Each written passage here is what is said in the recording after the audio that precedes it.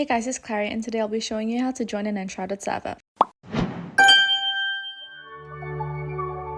Firstly, log into Server.pro and select your Enshrouded server. Then copy the server's IP address and the query port from the server information page. This is important for later on, so make sure you do that. Then open Steam and click View at the top, then click Game Servers, and then open the Favorites tab. There you can then click the Add Server button, which is the little plus. There you can paste your server's IP address, and then followed by a semicolon, and then the port. Once that's done, click OK to save the server. Up next, all you have to do is launch Enshrouded, then select Play, and then Join, and then when you're in the server section, locate your server near the top of the server list. All you have to do then is just click join, and that's it. It's easy as pie.